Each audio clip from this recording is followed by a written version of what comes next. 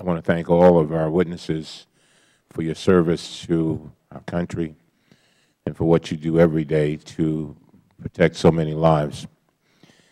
We have an important responsibility in this committee to thoroughly investigate allegations of waste, fraud, and abuse, and to follow evidence wherever it may lead, and to base our conclusions on the evidence before us.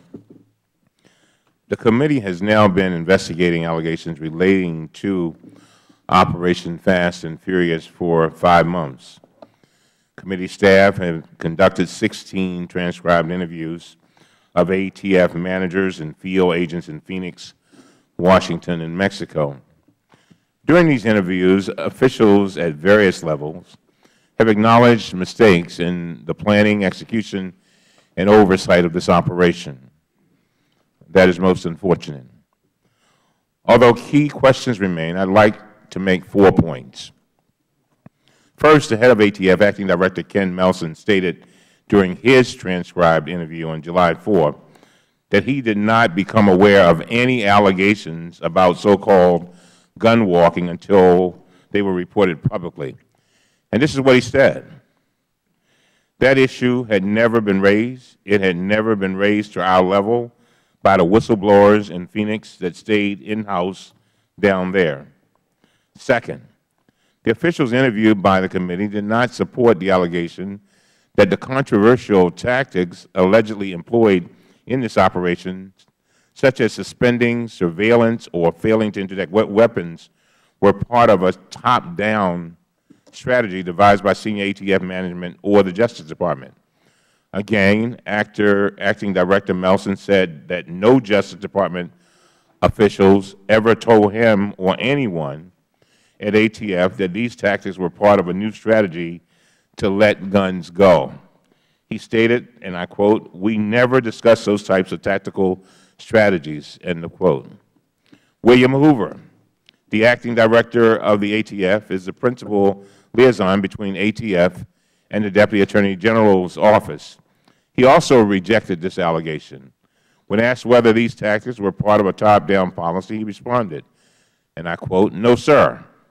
It's my firm belief that the strategic and tactical decisions made in this investigation were born and raised with the U.S. Attorney's Office and with the ATF and the OSADEF strike force in Phoenix," end of quote.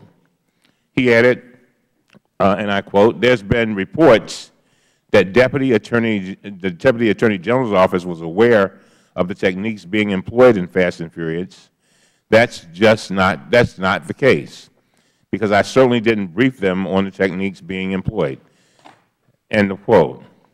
Third, although these tactics may not have originated in the headquarters of ATF or the Justice Department, the evidence before the committee indicates that after receiving briefings in March 2010, Deputy Director Hoover and other senior ATF officials became seriously concerned about the number of weapons being trafficked by these suspects.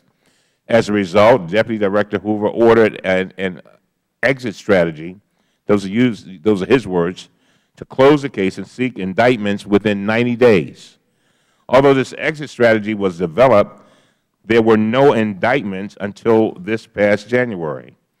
One question I hope to explore today is why it took nearly 10 months, from March 2010 to January 2011, to close this operation and bring indictments. Finally, nearly all of the officials interviewed by the committee strongly supported additional law enforcement tools to combat the flood of high-powered military-grade assault weapons from the United States into Mexico. Mexico is our neighbor, our ally, and our friend.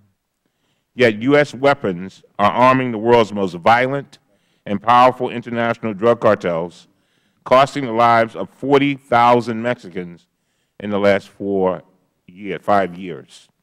While I will continue to work with Chairman Issa to investigate the facts of Operation Fast and Furious, we must also examine opportunities for reform, and I look forward to, again, following the evidence where it may lead. And with that, Mr. Chairman, I yield back.